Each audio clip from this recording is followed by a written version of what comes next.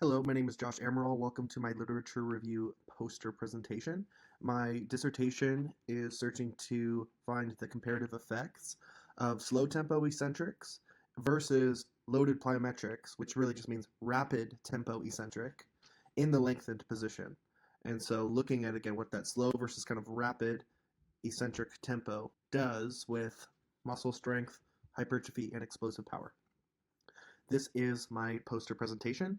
The only thing that's not fully on here is the references, and that's just because I had too many to fit there. So beginning with the background information. So as far as research, we have a lot of research showing resistance training protocols and tempos for fast eccentric and power training that would enhance power and speed utilizing the stretch shortening cycle, as well as slower eccentrics for muscle growth and hypertrophy. And then we also see some specific literature on the partial range of motion in the lengthened position. So taking that muscle to its greatest stretch or length and loading that position and training it partially rather than going through a full range of motion, or even just full range of motion compared to the shortened muscle position shows to be more effective, specifically a lot of research showing with hypertrophy. So we kind of see these different areas of research. However, there's not really any research bringing all of that together. How do slow versus rapid eccentric tempos affect muscle strength and power and hypertrophy in that lengthened position? So how does the stretch shortening cycle behave in that position? Is it something that's beneficial? Can loaded plyometrics stimulate hypertrophy? So in order to address these gaps, I've broken up the literature into four key groups. The first group is looking at the dynamics of the stretch shortening cycle, power and explosive training, mostly with that rapid eccentric tempo. The second body of literature is focused a little bit more on the eccentric tempo that's slow, and there's a lot of research more on this for muscular skeletal hypertrophy, skeletal muscle hypertrophy, and muscle damage. And so the third body of research is going to look at range of motion, especially that deeper range of motion and the types of adaptations that provides, and finally neuromuscular adaptation, some additional things from more of a theoretical standpoint that differs from a lot of the other bodies of research that are focused a little bit more on application-based research. My hypothesis is that the rapid eccentrics in that lengthened position are going to yield more power and strength outcomes, whereas a slow eccentric is going to more maximize hypertrophy. Although I do think that the skeletal muscle hypertrophy between the two groups will be similar, I do expect the slower eccentrics to be slightly greater. The assumptions is that the participants are going to actually adhere to the protocol, that they're going to maintain consistent recovery, getting plenty of sleep, eating properly, and that they're going to respond predictably to the eccentric stimuli. The limitations are going to be the generalizability, because the results may not apply to beginners or older adults or people recovering from injury. Those aren't going to be people that should probably do a rapid eccentric tempo. But another limitation will also be just kind of utilizing a short window, probably only going to have 6 to 8 weeks of an intervention. And so we may only catch the early stages of adaptation. So the significance of this study is that this research matters because the coaches and therapists, they're often already choosing between slow eccentrics for hypertrophy and muscle growth versus fast eccentrics for power and speed. And then they also will utilize deep ranges of motion for flexibility and maybe for, again, enhanced hypertrophy. But nobody has really tested what happens when we kind of put these things together. We combine these strategies. Let's combine a fast eccentric and a slow eccentric in a lengthened position and see what happens. And so that's where my research comes in. I hope that my work will help to fill the gap, particularly by connecting the mechanical side, like tighten, tension, and force enhancement, to practical outcomes and coaching strategies like strength and size and safety. So in our first body of research, looking at the stretch shortening cycle, looking at how to develop power and speed, Burton et al. Compared plyometrics versus weightlifting derivatives. And so despite both groups were being explosive and utilizing explosive exercises, only the plyometric group, not the weightlifting group, improved their jump height, their power output, and their sprint speed. And this is because that plyometric involves that rapid eccentric to concentric action, whereas the weightlifting group, they utilize things like mid-thigh pulls and exercises, weightlifting derivatives the bar begins on the ground. So there's no eccentric phase, it's only concentric. It's not utilizing the stretch shortening cycle. And so another interesting point that gets even a little bit more specific into relation with my dissertation is that they ended up breaking the plyometrics into three different groups. One was unloaded plyometrics, another group had 60% of 1 rep max, and the third group had 80% of 1 rep max utilized for some of those loaded plyometrics versus the one unloaded group. And although the 80% of 1 rep max group didn't see the best gains, the 60% group actually saw the best gains out of every group. And another interesting thing is that they had about twice the range of motion on the counter movement. So on that eccentric, they actually, with the 60% load, dropped almost twice as low, twice the distance that the unloaded group did, and they saw overall better improvements in performance, strength, and power. And so although the researchers weren't looking at this, a good question is, were those greater gains driven by 60% just being an optimal load? Because 80% didn't see those gains. Unloaded didn't see the same gains. So was 60% just a good load? Or is there some kind of benefit to going lower, to utilizing a deeper stretch? And does that enhance the stretch shortening cycle more? This was just kind of an interesting thing that happened within this study. And so range of motion definitely needs to be explored and its effects in the stretch shortening cycle and its ability to enhance it. And so the next study here, Cormie et al., just really lays a theoretical foundation on the stretch shortening cycle. They explain how those rapid eccentric to concentric actions improve power through utilizing elastic energy, faster force production due to the pre-activation, and the heightened reflexive contributions from the muscle spindles. And so this aligns with my hypothesis that those rapid eccentric lengthened partials will optimize power by maximizing the stretch shortening cycle mechanism. So it's really important that they note that these benefits are enhanced in lengthened positions, that muscle spindle activity is enhanced in lengthened positions. And so those lengthened positions are going to enhance the muscle tendon dynamics. So again, this reinforces that we need to compare what's going to happen in slow versus rapid eccentrics at those long muscle lengths. Cronin et al., they're looking at a rebound style, again, which was eccentric to concentric actions, and they were comparing it with bench press throws, so throwing the barbell. And the group that utilized that eccentric to concentric, essentially plyometric action, produced more power than just a concentric only, especially when the bar is being thrown. So the takeaway here is that the fast eccentrics provide a stronger starting boost in the concentric phase due to those stored elastic energy and the momentum. This next study that we have, the researchers, they really challenged the classic kind of view of the stretch shortening cycle and that its gains solely come from tendons and reflexes. So they utilized isolated muscle fibers, and they showed that stretch shortening cycle enhancements still occurred even when reflexes and tendons were removed. Instead, they found that tighten and residual force enhancement were primary contributors, and this really strengthens the rationale for examining tighten-mediated effects in those eccentric lengthened partials. And it also means that my dissertation doesn't rely solely on tendon recoil. I'm likely tapping into intracellular mechanisms when using the fast eccentrics at the long muscle lengths. So Jeffries et al. Tested a high versus low plyometric volume, and they found that they both improved the reactive strength index, which is a key marker of stretch shortening cycle function. But the big finding is that you don't need high volumes to improve stretch shortening cycle efficiency. The quality of the eccentric load is what matters more. And so this really supports the loaded plyometric and the rapid lengthened partial intervention, which is going to utilize lower rep ranges, but it's really going to emphasize that rapid eccentric loading in a biomechanically stretched biased position.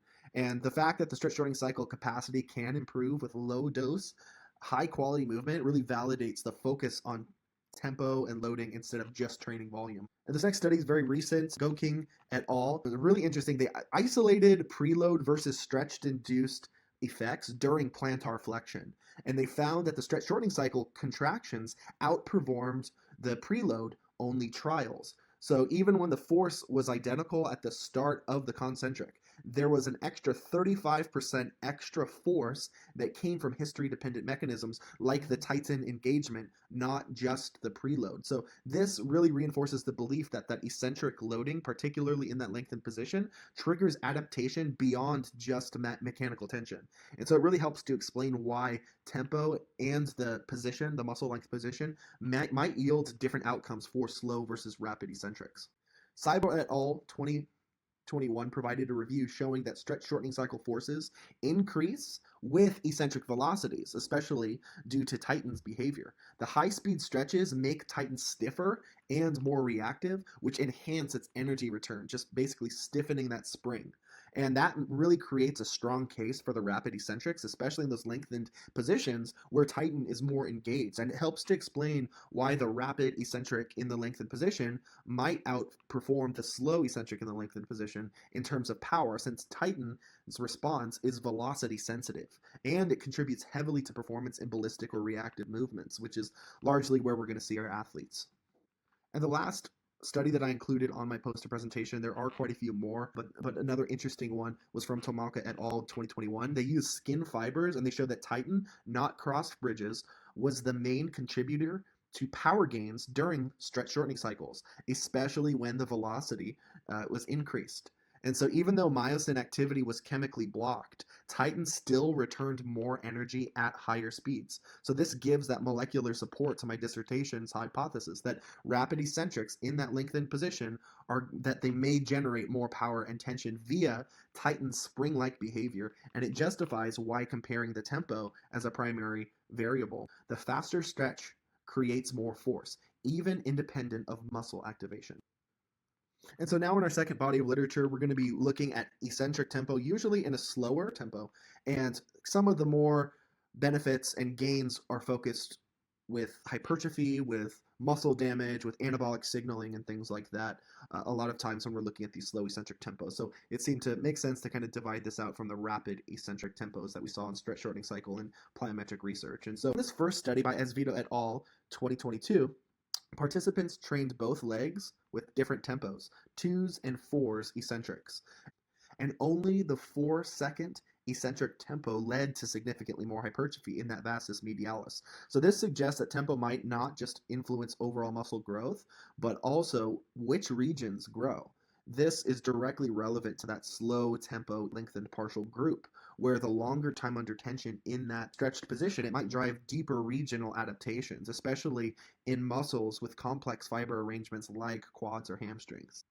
And in our next study by Chapman et al. In 2006, the study controlled for time under tension between fast and slow eccentrics, but they found that the fast group had more soreness, reduced range of motion, and higher creatine kinase levels.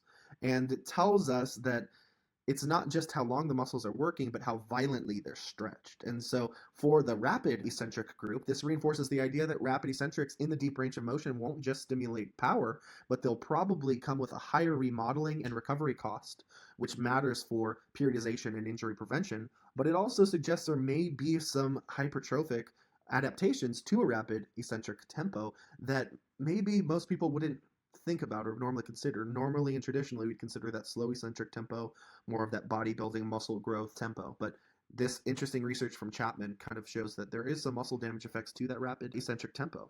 And in 2011, Chapman et al. Kind of furthers his research. And in this study, when the participants did a slow eccentric session first, they recovered better after a later fast eccentric bout. And so this is an example of the repeated bout effect, and it shows that the importance of building a foundation before applying more intense loading strategies. And in my study, this justifies starting with slow eccentrics before progressing to fast eccentrics. And overall, how we program these things, it does remind me a bit of the triphasic training system that begins with slow eccentrics and eventually does work to focus a little bit more on power adaptations after.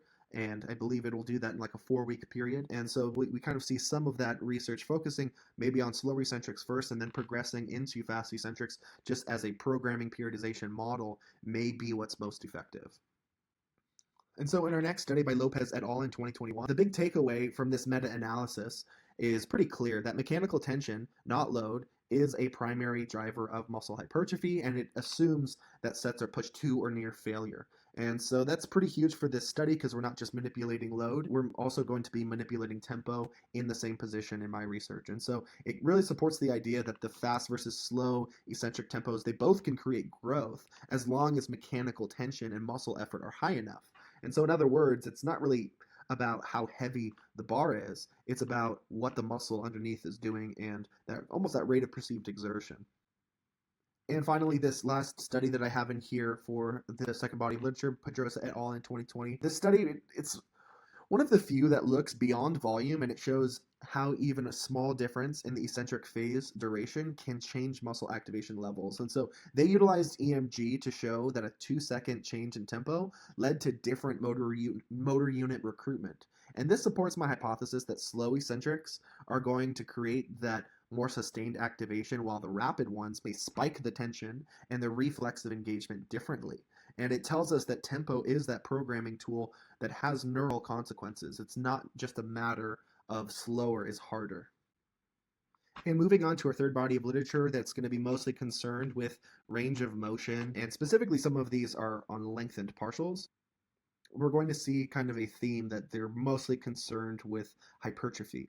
But I would argue that there is something special about this lengthened position and its ability to enhance stimuli, enhance results. And just because this hasn't been explored with a rapid eccentric tempo in kind of a plyometric or power-based focus doesn't mean that it's not more beneficial for those types of movements when prescribed properly as well. And so with our first kind of bullet point here, I actually have two very, very similar studies. Both Cassiano and Pedrosa, they both showed that partial ranges of motion exercises performed at that stretched or that lengthened part of the movement led to significantly more growth in distal muscle regions, like the lower part of the calf or the quadriceps. And this tells us that muscles may respond differently where the range of motion is being loaded. These studies validate that training at a lengthened zone is more than just a ranged-based modification. It's a hypertrophy-enhancing stimulus. And as we move on, Wolf et al. 2023, Schoenfeld and Gergich 2020.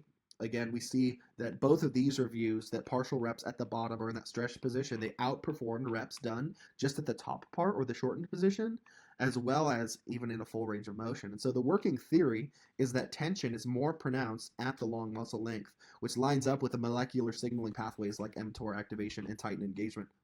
And so overall, these studies are going to help support why lengthened partials are effective and why they could even potentially outperform traditional full range of motion training in targeted hypertrophy or strength adaptations, especially when they're paired with that eccentric tempo manipulation. And so Fauci et al. 2016, the researchers here, they compared two eccentric protocols. So one was done with a full range of motion, and the other group was just the final 60 degrees of elbow flexion. And so even though they both finished at full extension, the group that had that deeper range of motion, they had the greater soreness, the greater range of motion lost, and they had more muscle damage essentially. And again, this is just another one of those studies showing that that deeper range of motion, which involves those longer muscle lengths, are going to be more effective for things like muscle hypertrophy than just doing the shortened position in that partial shortened range of motion. Murayama et al. In 2012 is another great study, showed that as a muscle is stretched, its hardness, and by extension, its tension, goes up. And that passive tension, which is largely tighten driven, contributes actually more to the total force output. And what's cool about that is this wasn't just a training study, this was a physiological investigation. And it helps us to understand why the stretched muscle position may drive hypertrophy beyond what's just seen with active tension. So in my study, applying the eccentric load in these stiff stretched positions may amplify tighten engagement and mechanical stress, both of which are going to be essential for growth and for strength adaptations, for power adaptations. And so again, just more support in Polaris et al. In 2021.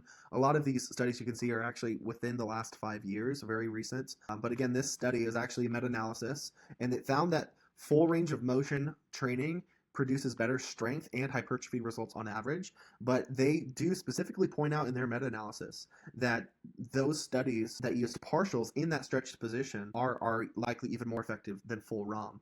And it's important because it suggests that what's valuable about full range of motion might just be that it's being exposed to that stretch, and it's not actually the act of going through the entire range of motion, but really just where it begins in that stretched position. And so that's why in my study I want to isolate that stretched position and manipulate the tempo.